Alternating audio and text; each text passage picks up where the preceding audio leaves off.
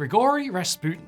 He's one of the most infamous and mysterious figures of the 20th century, a man whose bizarre lifestyle and influence continues to fascinate over 100 years after his death. But who is Rasputin really? Where can we draw the line between facts and fiction? And how did a simple rural peasant become one of the most influential figures in the Russian Empire? Hello, time travelers. I'm your friend, Mike Brady. And this is the true story of the rise of Rasputin.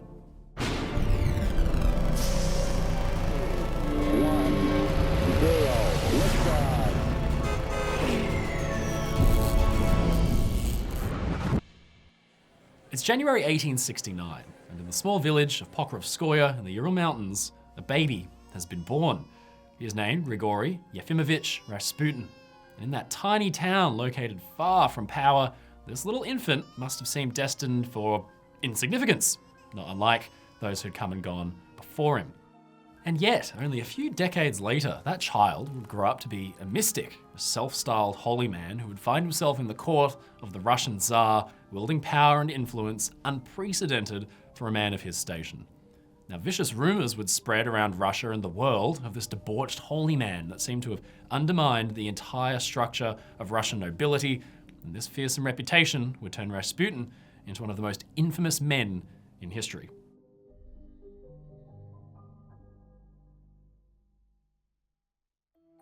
When Rasputin was born, there was little indication that the young man would grow into a priest that would influence the course of the whole of the Russian Empire. And in fact, there's very little that is known about Rasputin's early life in Pokrovskoye. At around the age of 18, Rasputin left his village and spent several months in a monastery, which set him on the path of priesthood. And he would never officially be ordained by the Orthodox Church, but would nevertheless declare himself to be a holy man. He followed a particularly hedonistic branch of Christianity in which the body was purified through sexual intercourse. At 19, the young Grigory returned to his village and married a woman named Praskovia, who would remain with Rasputin until her death, despite his numerous, well-publicized affairs. The two would have 7 children together, though only 3 would live to adulthood. He would live in this village for another 10 years before experiencing a religious awakening in 1897. Now, despite not being part of any church and not even knowing how to read, Rasputin set off down the road with his family behind him. He had become at last the wandering holy man he would always be remembered as. After leaving his village, he would travel across Russia and Europe as a wandering monk, helping those who were ill or injured. Now, he and his family would travel as far as Mount Athos in Greece and Jerusalem in the Ottoman Empire, all while living off the donations of those he met on the road. Now, it was here that his natural charisma became a major advantage, and he gained a reputation as a holy man that could even heal the sick. In 1903, Rasputin found himself in St. Petersburg, which was then capital of the Russian Empire and home of the royal family. Now, leaning on his reputation as a well-traveled priest, Rasputin managed to establish himself among the nobility, who had been taking a fashionable interest in the occult and spiritualism. Rasputin, the illiterate priest, dressed in rags that he refused to change out of, and with his mesmerizing eyes and tales of healing the sick from Russia to the Holy Land, became an instant sensation.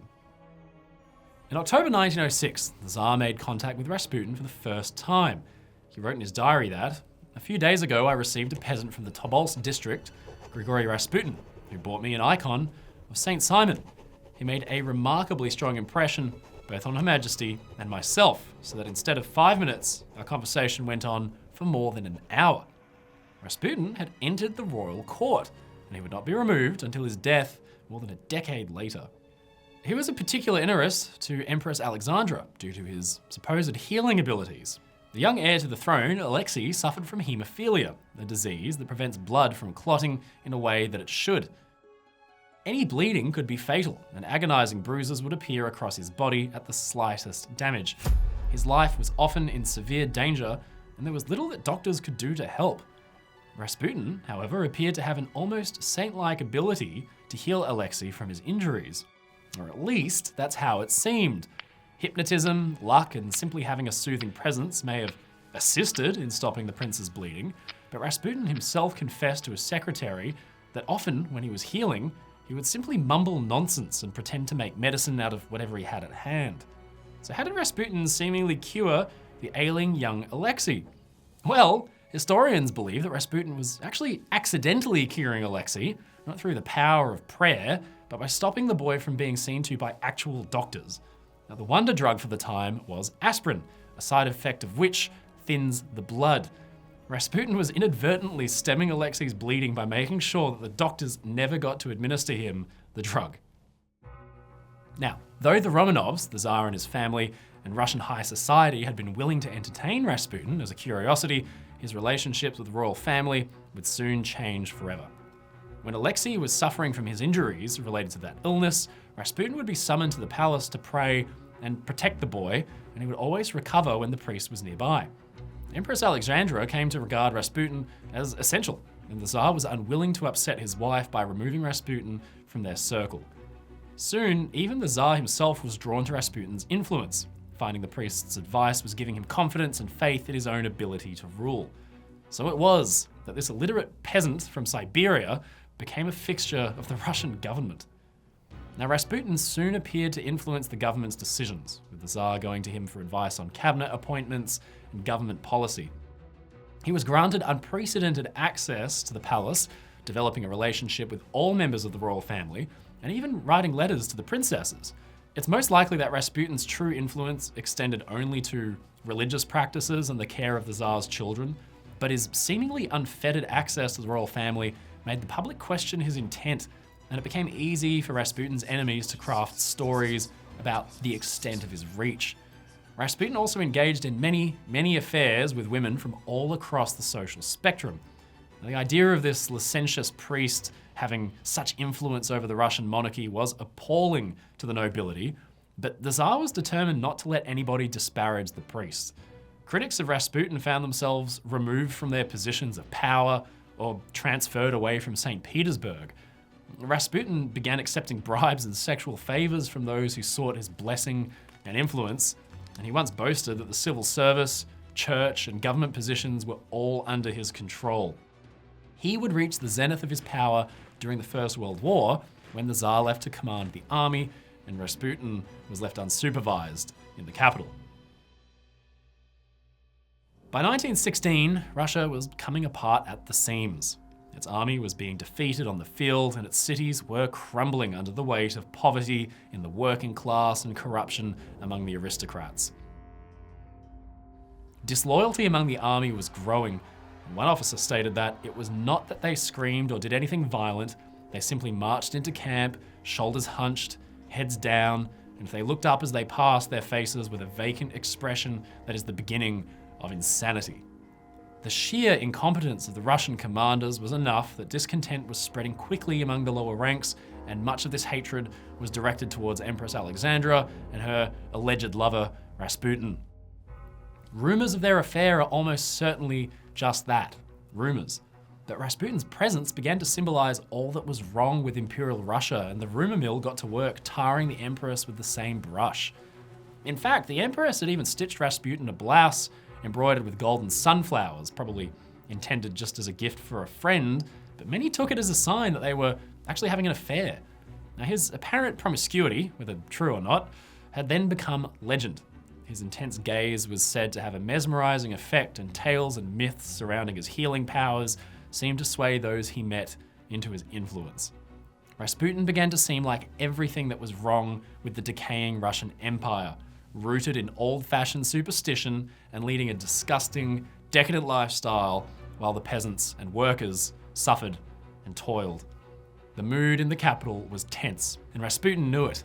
He said, "Do you know I shall soon die in terrible pain? But what can I do? God has sent me to save our dear sovereign and holy Russia. Despite my terrible sins, I am a Christ in miniature." The nobility knew he was a liability, and with talk of revolution brewing, they could no longer bear the priest's presence. A scheme was hatched to kill Rasputin before he could do any more damage.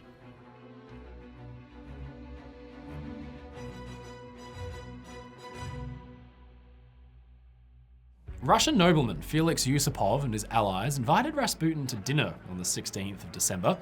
The dinner was a ruse, of course. Rasputin was fed poisoned cakes packed with enough cyanide to kill him instantly.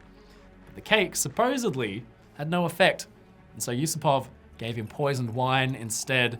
Rasputin enjoyed 3 glasses of it and didn't miss a beat. Now, Yusupov was bemused. He excused himself to use the restroom, but retrieved a pistol instead. And bursting into the room, he cocked the revolver and said, "You'd better look at the crucifix and say a prayer." With that, he pulled the trigger and shot Rasputin in the chest. Rasputin crumpled to the ground and was taken down to the basement. When Yusupov came back to check on the body though, Rasputin suddenly sprang up and attacked him. Rasputin broke away and fled into the courtyard, where he was shot 2 more times, once in the head. He was bundled up and dropped into a freezing river, and at last, Russia's mystic was dead. It's an appropriately dramatic end to the peasant that had taken control of the Russian government, which is why it's such a shame that this assassination story probably isn't true. The only witnesses were the assassins themselves, who had every reason to try and make Rasputin seem mystical, as though he was surviving through some kind of demonic powers. It's likely that Rasputin was just simply shot dead. For decades, myth has surrounded the man's death, with some saying he had survived the gunshots and been thrown into the river while he was still alive. Now, when his body was retrieved, it showed no signs of poison, but crucially, there was no water in his lungs. He hadn't drowned because the gunshots had been fatal. Now, some even claimed that his genitals had been removed and preserved as a kind of perverted fertility symbol, but the senior autopsy surgeon concluded that all was intact and Rasputin was buried.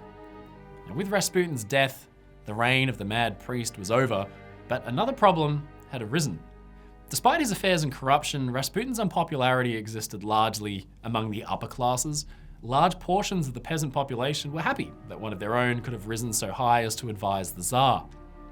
One nobleman in Kostroma told a diplomat that he was concerned about the peasants' reaction to the news of Rasputin's death. He said, "They say that besides the Tsar was an ordinary peasant like them. He defended the people against the court, and they killed him." Another noblewoman visiting wounded soldiers in hospital shared the news of the assassination to them, only to be met with hostility. One of the men reportedly replied that only one peasant has managed to get as far as the throne. It was him that the nobility murdered. Rasputin, in his death, had become a martyr for a population which was already deeply unhappy with their leadership. Papus, another spiritual advisor to the Romanov family, had given a stark warning about Rasputin shortly before his death. Kabbalistically speaking, Rasputin is a vessel like Pandora's box, which contains all the vices, crimes, and filth of the Russian people. Should the vessel be broken, we will see its dreadful contents spill themselves across Russia. Though his assassination cannot be called the direct cause of the Russian Revolution, it represented another step towards the alienation of the peasantry and the rise of communism in Russia. Within 6 months, tensions boiled over and the bloody Russian Revolution began in earnest. But that, time travelers, is a story for another day. Hello, time travelers. Thank you so much for watching this video. If you enjoyed it, leave a comment below and don't forget to subscribe to the channel. Until next time, remember, history doesn't repeat, but it certainly echoes.